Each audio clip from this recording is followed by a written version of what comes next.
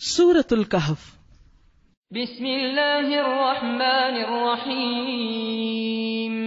الحمد للہ الذی انزل علی عبده الكتاب ولم يجعل له عوجا قیما لینذر بأسا شدیدا من لدنہ وَيُبَشِّرَ الْمُؤْمِنِينَ الَّذِينَ يَعْمَلُونَ الصَّالِحَاتِ أَنَّ لَهُمْ أَجْرًا حَسَنًا مَاكِثِينَ فِيهِ أَبَدًا وَيُنذِرَ الَّذِينَ قَالُوا اتَّخَذَ اللَّهُ وَلَدًا مَا لَهُم بِهِ مِنْ عِلْمٍ وَلَا لِآبَائِهِمْ كبرت كلمة تخرج من أفواههم إن يقولون إلا كذبا فلعلك باخع نفسك على آثارهم إن لم يؤمنوا بهذا الحديث أسفا۔ سورۃ الکہف۔ سورۃ الکہف نور دینے والی سورت ہے۔ جو شخص جمعہ کے دن سورۃ الکہف پڑھتا ہے تو وہ 2 جمعوں کے درمیان اس کے لیے نور پیدا کر دیتی ہے، اس کے لیے ایک نور روشن ہو جاتا ہے۔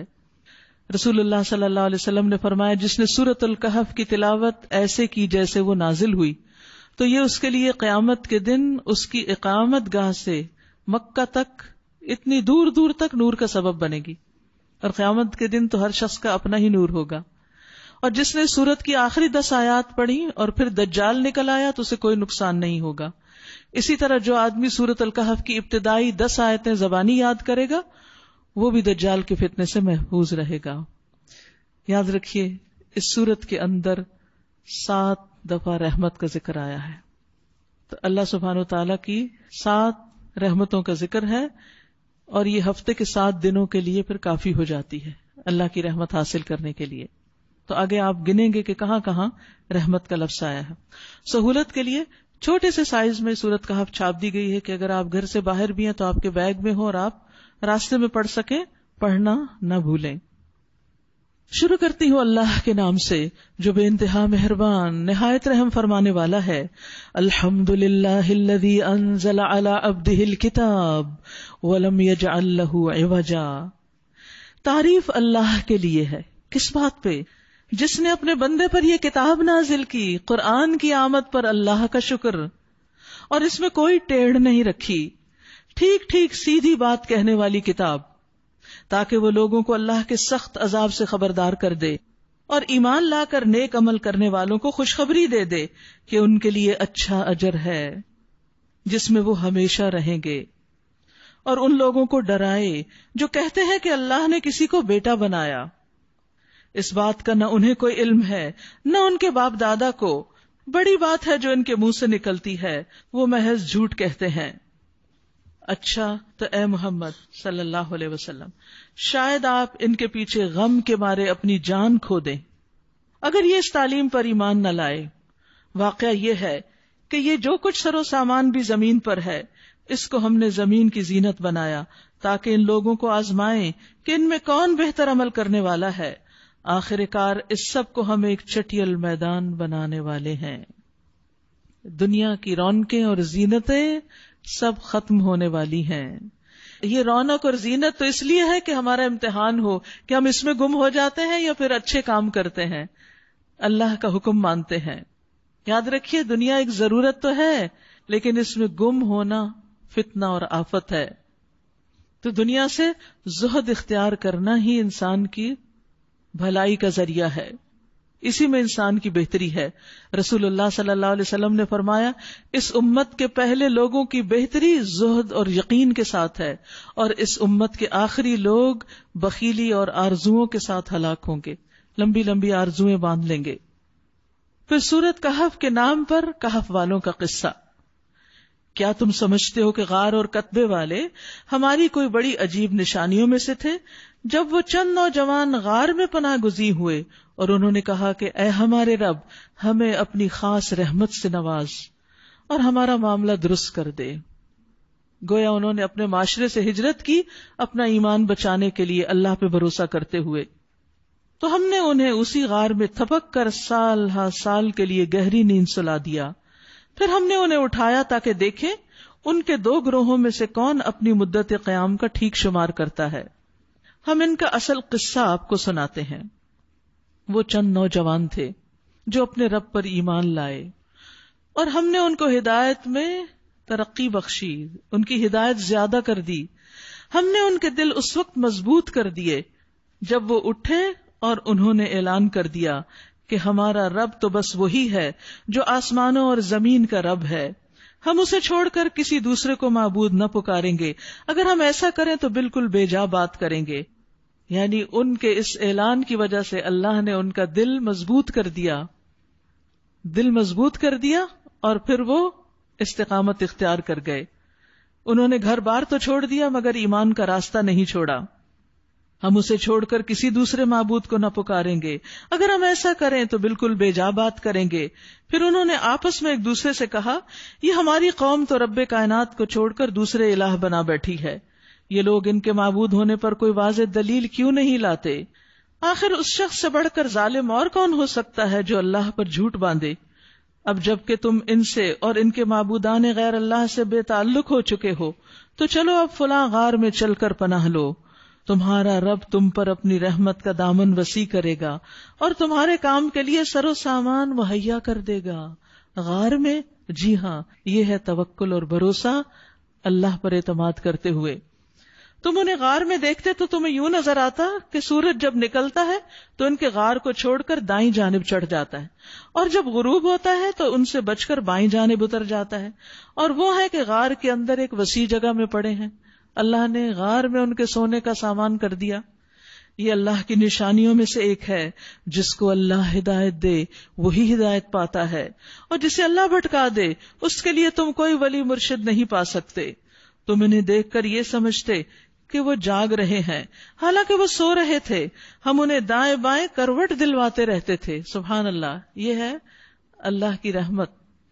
ان کا کتا غار کے دہانے پر ہاتھ پھیلائے بیٹھا تھا چوکیدار بن کے. اگر تم کہیں جھانک کر انہیں دیکھتے تو الٹے پاؤں بھاگ کھڑے ہوتے. ایسا دہشت والا منظر تھا کہ کوئی قریب نہیں جا سکتا تھا. یہ اللہ نے بندوبست کیا ان کی حفاظت کا اور تم پر ان کے نظارے سے دہشت بیٹھ جاتی. اور اسی عجیب کرشمے سے ہم نے انہیں اٹھا بٹھایا، یعنی کئی سو سال بعد اٹھا دیا تاکہ ذرا آپس میں پوچھ گچھ کریں. ان میں سے ایک نے پوچھا، کہو کتنی دیر اس حال میں رہے؟ دوسروں نے کہا، شاید دن بھر یا اس سے کچھ کم رہے ہوں گے. قیامت کے دن انسان کو دنیا کی سینکڑوں سال کی زندگی، بلکہ ہماری تو سینکڑوں سال کی ہوتی بھی نہیں، جتنا بھی انسان رہے وہ دن یا دن کا کچھ حصہ محسوس ہوگا. پھر وہ بولے، اللہ ہی بہتر جانتا ہے کہ ہمارا کتنا وقت اس حالت میں گزرا. اب اس میں بحث کرنے کی کیا ضرورت ہے، وہ تو گزر چکا جو گزر چکا. کتنے سمجھدار بچے تھے یہ. چلو اب اپنے میں سے کسی کو چاندی کا یہ سکہ دے کر شہر بھیجیں اور وہ دیکھے کہ سب سے اچھا کھانا کہاں ملتا ہے. ینگسٹرز کو عموماً اچھے کھانے کی تلاش ہوتی ہے، تو اچھا کھانا، ذائقے والا کھانا اور پاکیزہ کھانا جائز ہے، کوئی ناجائز نہیں، ایز لانگ ایز اسراف نہیں، اپنی حیثیت سے بڑھ کر نہیں اور صحت کے منافی نہیں. نبی صلی اللہ علیہ وسلم نے فرمایا، کھاؤ اور پیو، پہنو اور صدقہ کرو، لیکن اسراف نہ کرو اور تکبر نہ کرو.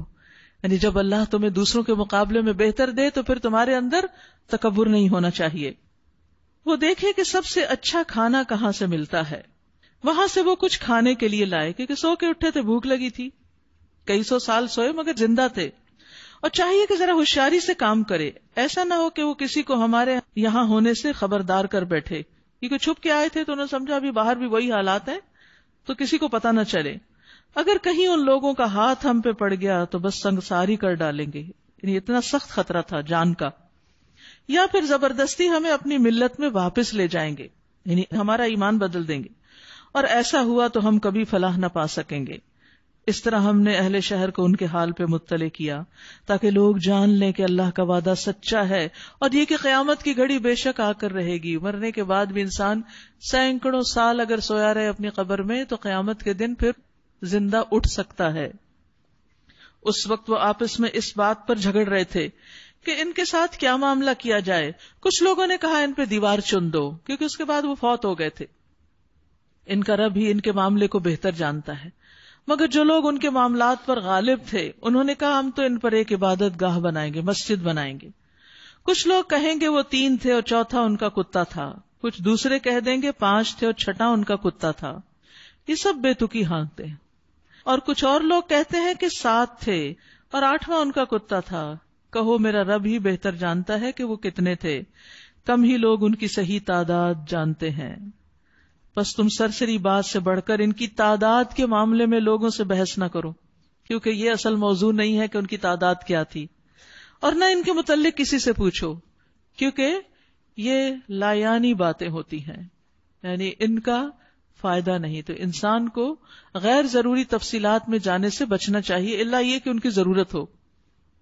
اور دیکھو کسی چیز کے بارے میں کبھی یہ نہ کہا کرو کہ کل میں یہ کام کر دوں گا، الا ان یشاء اللہ، مگر انشاء اللہ، یعنی اگر اللہ چاہے تو کام ہوگا.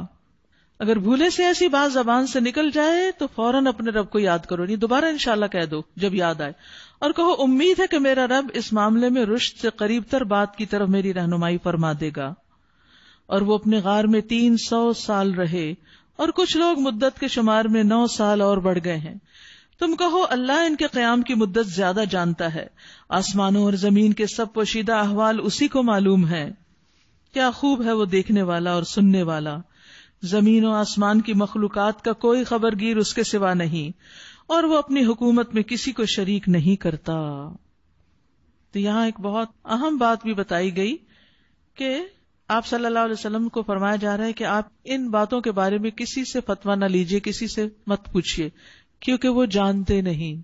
یہاں سے ایک بڑا اہم اصول پتہ چلتا ہے کہ لا علم لوگوں سے فتویٰ نہیں لینا چاہیے، یا کم علم لوگوں سے نہیں لینا چاہیے، اور خاص طور پر اگر وہ شخص اہل ہی نہیں اور اس کے اندر اللہ کا ڈر ہی نہیں، تقوی ہی نہیں. پھر اسی طرح ایک اور بات یہاں بتائی گئی، وَاذْكُرْ رَبَّكَ إِذَا نَسِيتَ، جب آپ بھول جائیں تو رب کو یاد کریں. ہم دن میں کتنی دفعہ کوئی بات بھول جاتے ہیں، تو بھول جانے کا تعلق شیطان سے ہوتا ہے.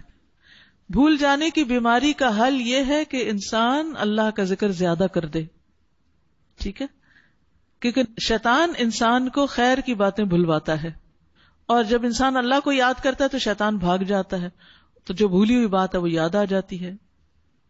پھر فرمایا اے نبی صلی اللہ علیہ وسلم، آپ کے رب کی کتاب میں سے جو کچھ آپ پر وحی کیا گیا ہے اسے جوں کا توں سنا دیجئے، کوئی اس کے فرمودات کو بدلنے کا مجاز نہیں، اور اگر تم کسی کی خاطر اس میں رد و بدل کرو گے تو اس سے بچ کر بھاگنے کی کوئی جائے پناہ نہ پاؤ گے. اور اپنے دل کو ان لوگوں کے ساتھ پر مطمئن کرو جو اپنے رب کی رضا کے طلبگار بن کر صبح و شام اسے پکارتے ہیں، اور ان سے نگاہ نہ پھیرا کرو. سبحان اللہ. یہاں اللہ سبحانہ و تعالیٰ نے کچھ لوگوں کی تعریف کی ہے، اور نبی صلی اللہ علیہ وسلم کو فرمایا کہ آپ ان کے ساتھ رہیے. اللہ کے نبی، اور ان کے لیے کن لوگوں کی کمپنی کو پسند کیا گیا؟ جو صبح و شام اپنے رب کو یاد کریں. تو صبح و شام کا ذکر جو ہے وہ اللہ کا پسندیدہ بندے کو بنا دیتا ہے، اس بات کا پتہ چلتا ہے. اور جس کام کو اللہ تعالیٰ پسند کرتا ہے پھر اس کی ترغیب بھی دیتا ہے. پیچھے بھی آپ نے حدیث پڑھی تھی نا کہ آپ نے فرمایا تھا کہ سورج طلوع ہونے تک بیٹھ کر اللہ کا ذکر کرنا، اس کے حمد و ثنا، تسبیح وغیرہ، یہ مجھے اولاد اسماعیل میں سے 2 غلام آزاد کرنے سے زیادہ محبوب ہے. اور اسی طرح عصر کے بعد سورج غروب ہونے تک ذکر کی کثرت جو ہے وہ اولاد اسماعیل سے 4 غلام آزاد کرنے سے زیادہ محبوب ہے. فرمائے ان سے نگاہ ہرگز نہ پھیرو، یعنی ان سے تعلق رکھو. کیا تم دنیا کی زینت پسند کرتے ہو؟ کسی ایسے شخص کی اطاعت نہ کرو جس کے دل کو ہم نے اپنی یاد سے غافل کر دیا ہے. دنیا کی زینت طلب کرنا ایسے وقت میں جب وہ انسان کو اللہ کی یاد سے غافل کر دے، یہ ناپسندیدہ ہے. کیونکہ زینت دنیا کی خوبصورتی اور دنیا کی اچھی اچھی چیزیں انسان کو اپنے اندر گم کر لیتی ہیں، انسان کو غافل کر دیتی ہیں. نبی صلی اللہ علیہ وسلم نے فرمایا اللہ کی قسم میں تمہارے بارے میں فقر سے نہیں ڈرتا، محتاجی سے نہیں ڈرتا، لیکن میں اس سے ڈرتا ہوں کہ تم پہ دنیا کشادہ کر دی جائے گی جس طرح تم سے پہلے لوگوں پر کشادہ ہوئی، تو تم ایک دوسرے سے آگے بڑھنے لگو گے جس طرح وہ ایک دوسرے سے آگے بڑھنے لگے. یعنی مقابلے شروع ہو جائیں گے پھر دنیا میں، اور وہ تمہیں غافل کر دے جس طرح ان لوگوں کو غافل کر دیا تھا. تو اگر انسان دنیا میں اتنا مصروف ہے، اتنا کھو گیا ہے کہ اس کو صبح شام کے اذکار بھی یاد نہیں رہتے، اور نمازوں میں بھی سستی اور غفلت ہونے لگی، اور دین کی مجلسوں میں بھی جانے سے پیچھے رہنے لگا، تو پھر فکر کی ضرورت ہے. اور جب انسان دنیا کی محبت اور دنیا کے فتنے میں مبتلا ہوتا ہے تو پھر انسان ایک دوسرے کی گردنیں اڑانے تک سے بھی باز نہیں آتا. بہت سی خرابیاں وہاں سے پھوٹ نکلتی ہیں. اور خاص طور پر کہا ایسے شخص کی اطاعت نہ کرو جس کا دل غافل ہے. غافل لوگوں کی بات نہ مانو. تو کس کی مانے؟ کس کی بات ماننی چاہیے؟ کس کو اپنا لیڈر ماننا چاہیے؟ کس کی اطاعت کرنی چاہیے؟ جس کے دل میں اللہ کی یاد ہو، جس کا دل اللہ کی محبت سے بھرا ہو، اس کی زبان پر اللہ کی محبت جاری ہو، جو اللہ کا ذکر کرتا رہے، جو اپنے رب کی رضا کی پیروی کرے، جو اپنے رب کی رضا کو حاصل کرنے کے لیے جدوجہد کرے، جو رب کی رضا کو اپنے نفس کی خواہش پر مقدم کرے، جو اپنے وقت کی حفاظت کرے.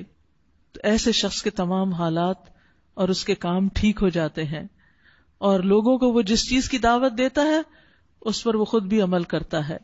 اور اس طرح اگر آپ اس کی بات مانیں گے تو آپ کو بھی وہ خیری کی طرف لے جائے گا.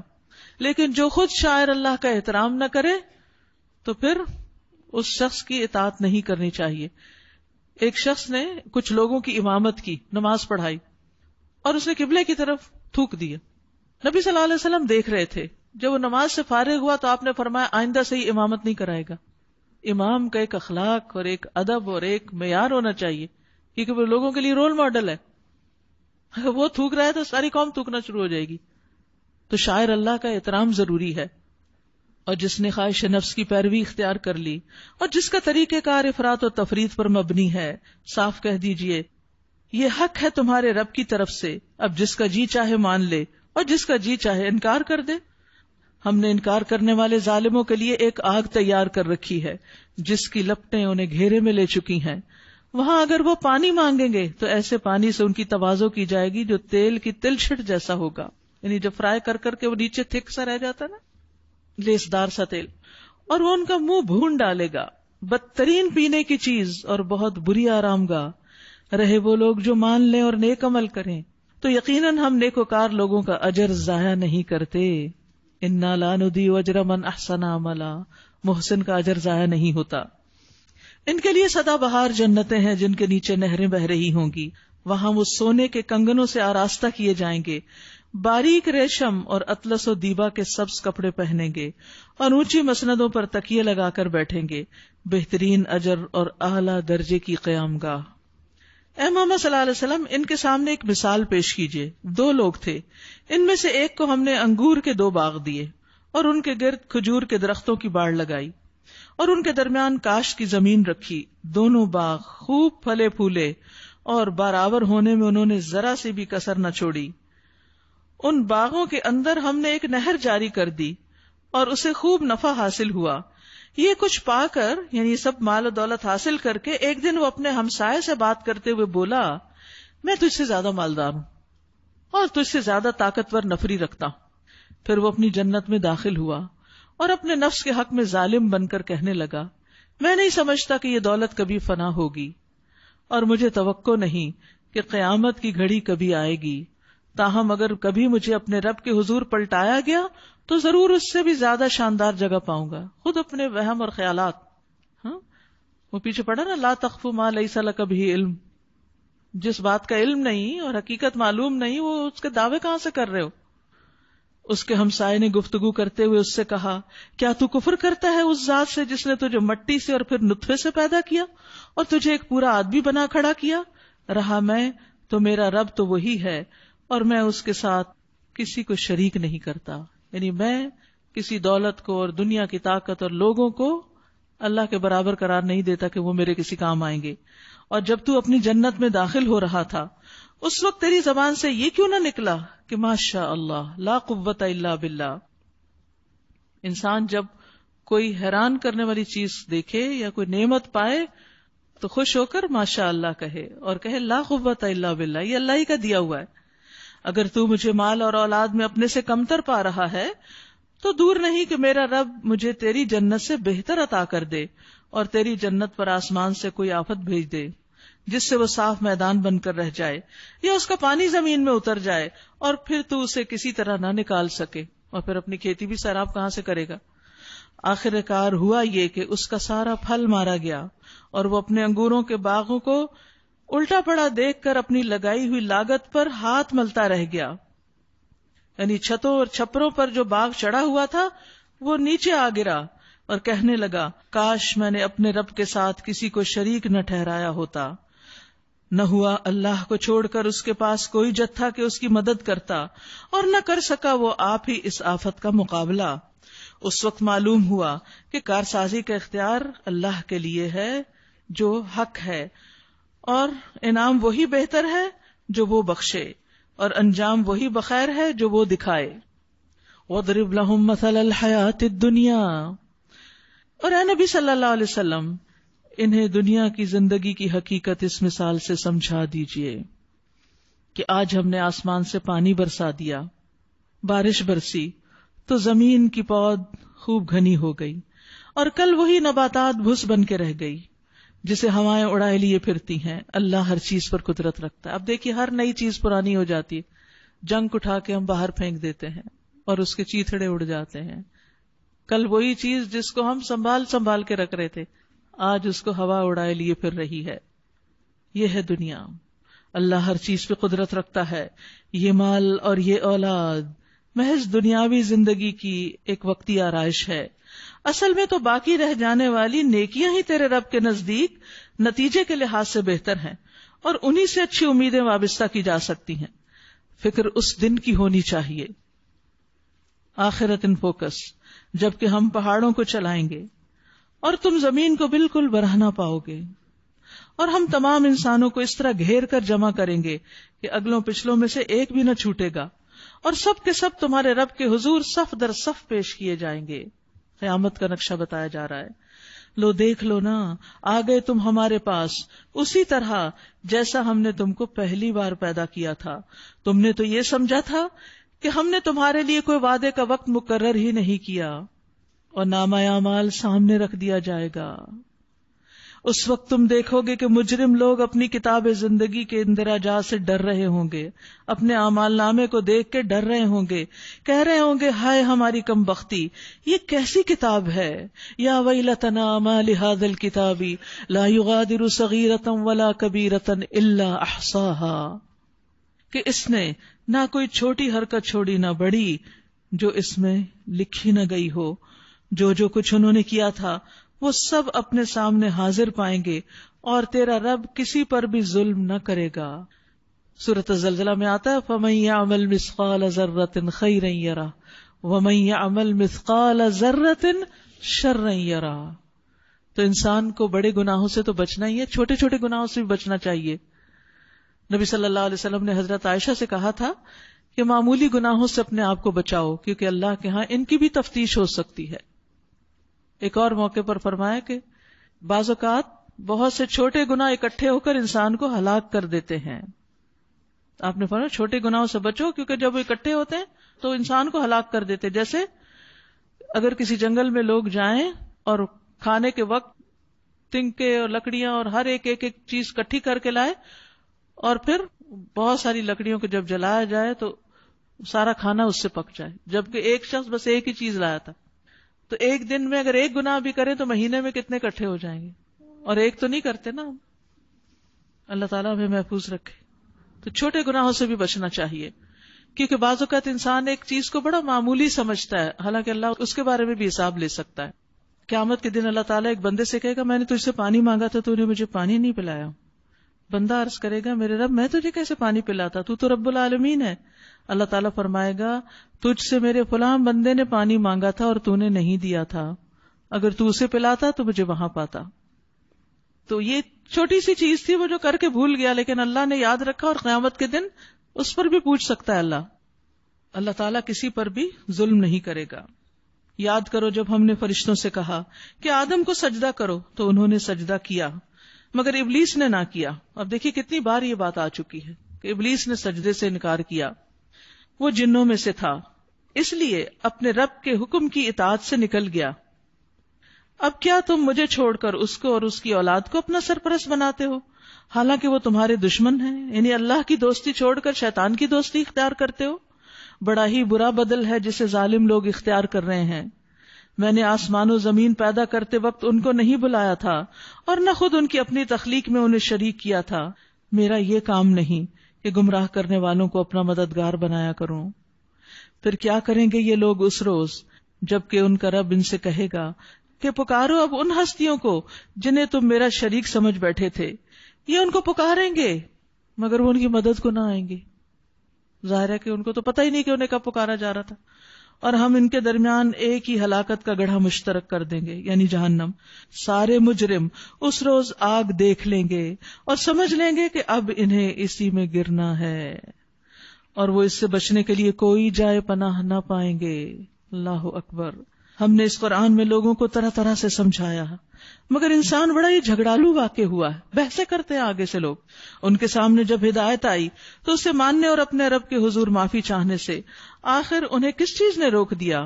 اس کے سوا کچھ اور نہیں کہ وہ اس کے منتظر ہیں بس کہ ان کے ساتھ بھی وہی ہو جو پچھلی قوموں کے ساتھ ہو چکا، یا یہ کہ وہ عذاب کو سامنے آتے دیکھ لیں.